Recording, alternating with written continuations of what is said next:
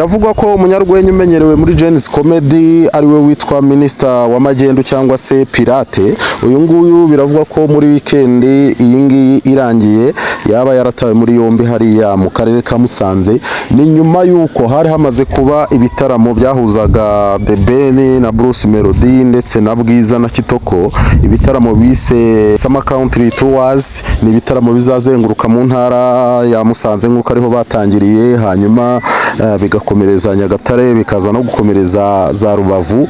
Ni ibitaramo byateguwe na 155 AM ndetse aho 155 AM umuvugizi wayo ari we Kenny yavuze yuko igitekerezo cy'iyitwa cyazanywe na Bruce Melody. Uyu rero Bruce Melody na timu ye akaba barahaye akazi uyu Pirate kugira ngo aze kuba ahagararira abafana ba Bruce Melody mu buryo bujyanye no kubashyushya, nyine gushyushya aho bagomba gukorera kiriya gitaramo, ndetse agenda bongereramo morara, bongereramo akantu ko kuvuduka nyine ko kugira ngo baze kureba ko bahangana na The Ben, dore ko amakipe ahora ahanganye, nubwo mvuze amakipe bameze nka Rayon na APR, kubera ko aho The Ben na Bruce Melody bahuriye ivumbi riratumuka. Uyu rero Pirate ku ruhande rwa Bruce Melody akaba yarahagarariye abafana ba Bruce Melody, hanyuma ku ruhande rwa The Ben hakaba hari uwitwa Kibonke n'abandi bagiye batandukanye. Gusa uyu Pirate akaba bivuga ko yazize kuba yarafashe umwana w'umuhungu hanyuma bakamushushanyaho amabara y'isamagwe bisimboreza Tiger cyangwa se nkuko The Ben yita igisamagwe.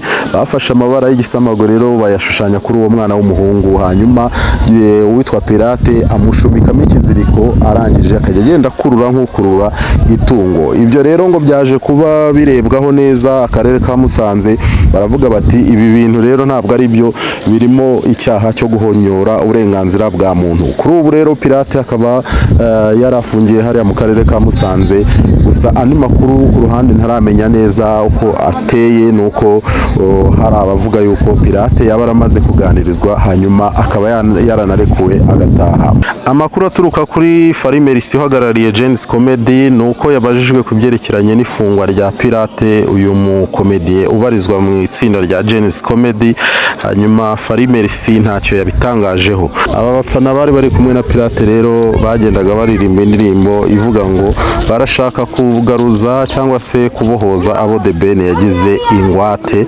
Ibyo byose rero bikaba ari mu bintu byaje gutuma uyu Pirate atabwa muri yombi, hageretseho n'icyaha cyangwa se amakosa, sinzi niba araza kuba ari amakosa cyangwa icyaha, yo gufata umuntu bakamushushanyaho amabara y'igisamagwe hanyuma bakamwambika umugozi mu ijosi bakagenda bamukurura nk'itungo. Ubwo bivuze ngo byasimbolizaga yuko ari igisamagwe, ari cyo Tiger, ari we The Ben wiyita Tiger, basaga naho bambitse ikiziriko barimo bamukurura, dore ko ryari ihangana riteye ubwoba mu muziki nyarwanda. Aba bagabo babiri barahanganye, bameze nka amakipe Rayon Sport cyangwa se na APR iyo byahuye, kubera ko biba ari derby. Aba nabo iyo bahuriye mu muziki birangira ibintu bikomeye cyane ku buryo n'abisiga amarangi barayisiga. Ibi ntabwo byari bimenyerewe mu muziki nyarwanda aho abafana bisiga amarangi, ariko kuri iyi nshuro ibintu birakomeye cyane ku buryo ubu ngubu abafana bari kwisiga amarangi, bari kuzana vuvuzera, bari kuzana amafirimbi, bari gukora igishoboka cyose kugira ngo itsinda runaka rifana Bruce Melody rize kuba ryigaragaza kurenza itsinda runaka rifana The Ben, cyangwa se vice versa, itsinda rifana The Ben rigashaka kwigaranzura itsinda rifana Bruce Melody. Ibi ngibi sinzi niba bizakomeza nyuma ko ubwo bibereye i Musanze kandi hagiye gukurikiraho Nyagatare muri no weekend.